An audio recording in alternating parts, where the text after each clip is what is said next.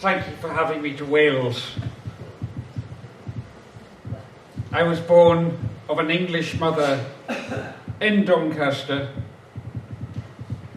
whose mother's people were Welsh, they were Jones. All we know about them is that they sang in choirs. And a Scottish father who, when I was 4 years old in 1960, was desperate to return to Scotland, where I grew up and was educated in the Outer Hebrides of Scotland. A part of Scotland where, like you have in Wales, we have a very strong and strengthening bardic tradition, a tradition of poetry and the wider arts that speak to the needs of the community. And I'd like to begin today by reading from one of your own great poets, R.S. Thomas. And I want to take portions of two of his poems, Hireling and The Last of the Peasantry. I want to reflect on the condition that we are in, not just as I am given to understand it here in Wales, but also in many parts where the mainstream of modernity has tended to pass us by. Cars passing by, he'll never own one. Men won't believe in him for this. Let them come into the hills and meet him wandering a road fenced with rain as I have now, the wind feathering his hair, the sky's ruins gutted with fire of the late sun smouldering still. Nothing is he, neither the land nor the land's flocks, hired to live on hills too lonely, sharing his hearth with cats and hens. He has lost all property, but the grey ice of a face splintered by life's stone. Moving through the fields, or still at home, dwarfed by his shadow on the bright wall, his face is lit always from without. The sun by day, the red fire at night, within is dark and bare. The grey ash is cold now, blow on it as you will. The grey ash is cold now, blow on it as you will.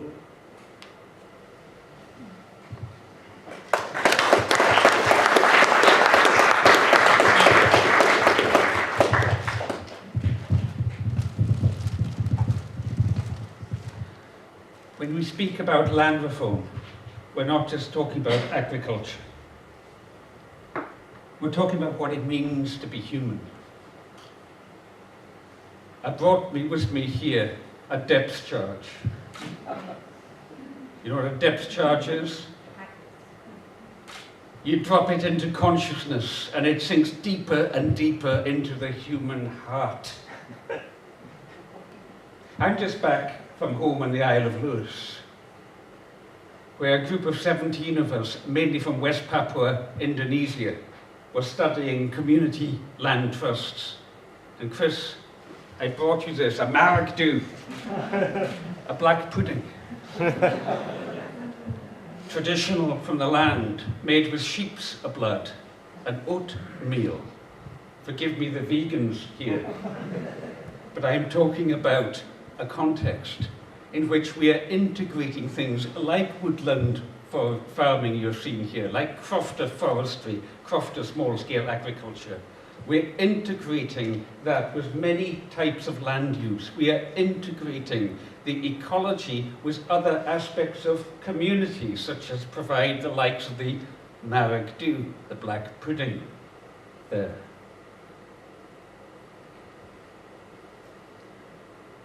I'm talking about a place where life is coming back into our communities, because we now have nearly 3% of the land under community land tenure. There are now over 400 community land trusts. 560,000 acres of Scotland is controlled by land. And these things are patterns and examples of how the future can be. I want to describe very briefly one of the main campaigns in which I was involved, something I've written about in depth in my book Soil and Soul, which is available up there, and which I brought down here, not just because I want to sell more copies, but more because this is important for places that have lost or got weakened connection with the land. It's important to know how we did it in Scotland. What happened in Scotland is that come the 1980s, many communities were in despair. Political changes were leaving them behind.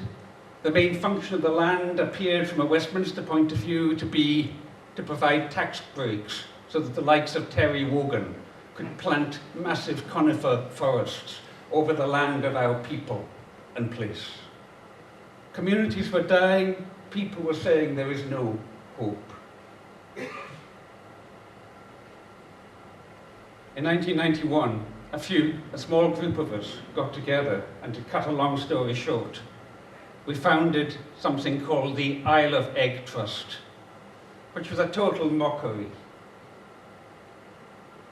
The Daily Telegraph and Observer said we even hoped to take on the concept of land ownership and not to have landowners or lairds anymore.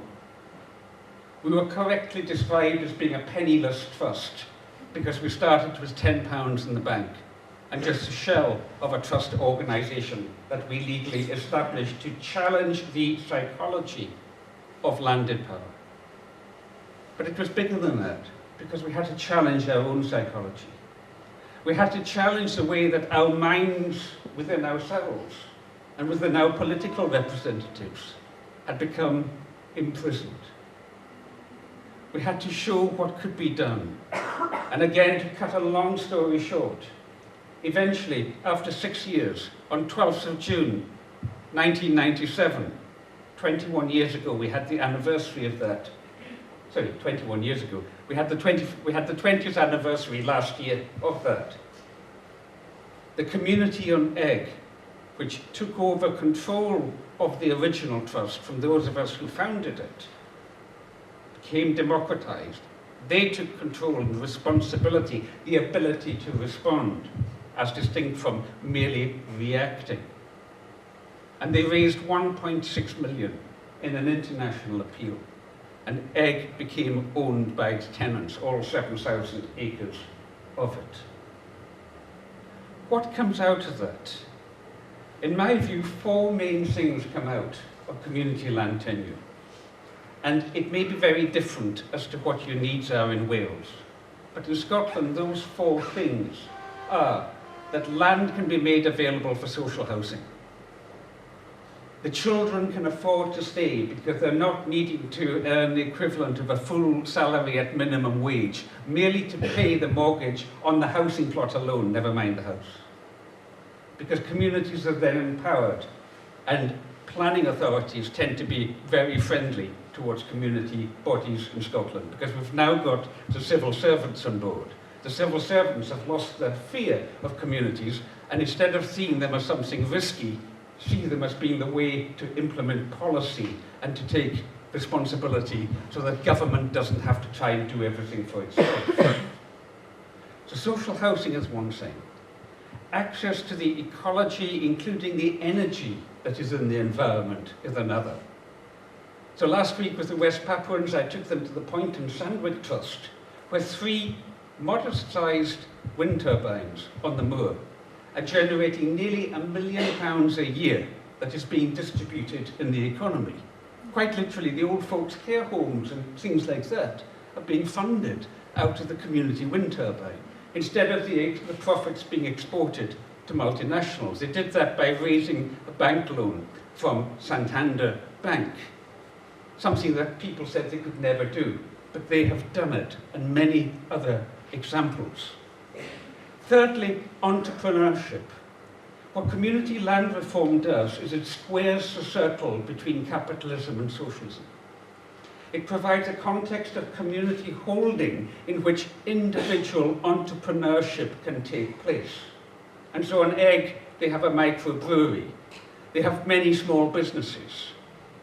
On Harris, the community has worked with an entrepreneur, and they now have a social distillery producing Isle of Harris gin, and soon, when it has matured, the Isle of Harris whiskey. So the distillery is privately owned, but working closely with the community. And everybody thinks it's just fantastic, and so is the gin as well. So you've got housing. You've got the ecology and its land. You've got entrepreneurship. And fourthly, the most important thing is empowerment. That when you have always been disempowered, when you've always been told you're not good enough, you can't do it, when you've always had civil servants who have perhaps, or politicians, who have mistrusted community and have looked to government from afar to do it for you, you become set in a way that things have got to be done for you. And the sea change that has happened in Scotland, at least since 1999, and now devolved Parliament coming in, is that we now have politicians of all but one party. I needn't name it, but a party that represents landowning interests, are full on in support of land reform in Scotland. And are encouraging the civil service to support communities in that process. So the top is empowering the bottom. And we're saying, if it's not coming from the bottom, it's not going to have sticking power. Things stick to the bottom. If you want sticking power, it's got to come from the bottom up. And we now have in Scotland, instead of what we used to see as being an alien civil service, civil servants understand our communities and are making it work, are helping to bring all of this about. So that is what land reform can mean in practice. And you can see there how there's room for lots of nuance. I understand your situation is different in Wales because you don't have so many of the very large landowners. Like in Scotland, over half the land is owned by about 500 private owners. You already have a much more equitable system of land ownership in tenant farmers. But with their future being so certain, how can you make these farms, how can they make their farms work for the community? What policies can be put in place to strengthen farmers as well as the communities around them, so that everybody has a happy, wholesome world for children to grow up in? And there's the acid test, because when you see the children in these communities, it's just mind-blowing, the way they are reclaiming their culture, the way they are confident, the way they have a sense of ownership because they are in control. Finally, how do you get into that position of control? Angus Peter Campbell, a bard in South Uist, told me a traditional story that I will tell you in a new way here. About the Highland fool who came down to the great city, perhaps bringing a marag do with him, just to show what a peasant he really was. And the king summoned him and said to the Highland fool, "How many stars are in the sky?"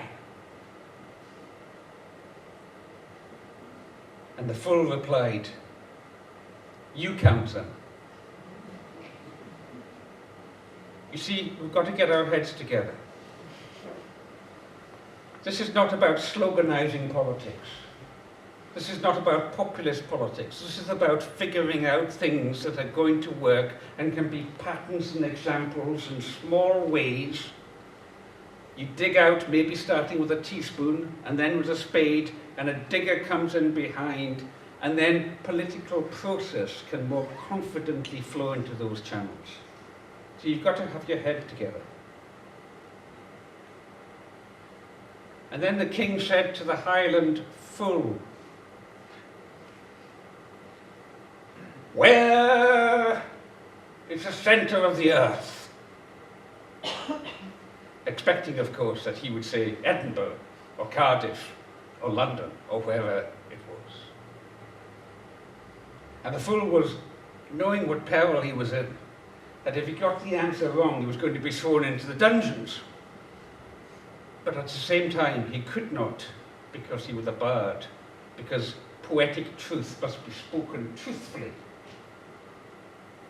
He could not betray his own people. Where is the centre of the earth? And he stamped his foot and said, right beneath my feet. Wherever you come from, whatever might be your ethnicity, your background, the centre of the earth is right beneath your feet. Dig from where you stand. We've had head, this is hand, the doing of it.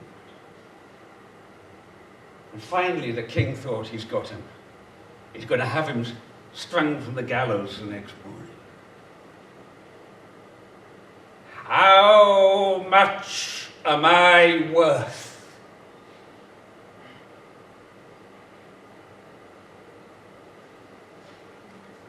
To which the fool replied, not more than 30 pieces of silver, because that is what the most precious man in the world was sold for.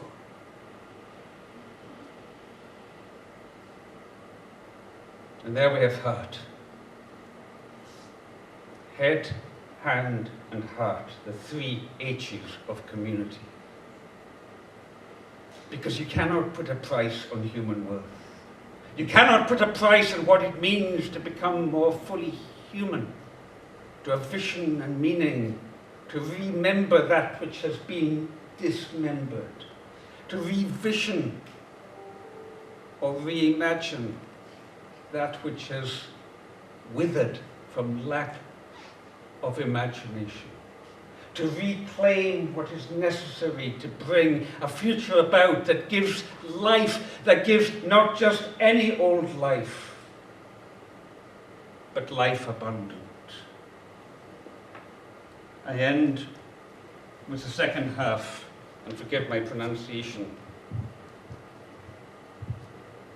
of R.S. Thomas's great poem, The Moon in Slane. The sand is waiting for the running back of the grains into the wall, into its blonde glass. Religion is over, and what will emerge from the body of the new moon, no one can say. But a voice sounds in my ear. Why so fast, mortal? These very seas are baptized. The parish has a saint's name. Time cannot unfrock. In cities that have outgrown their promise, people are becoming pilgrims again, if not to this place, then to the recreation of it in their own spirits. You must remain kneeling, even as this moon, making its way through the earth's cumbersome shadow. Prayer, too, has its phases. Thank you.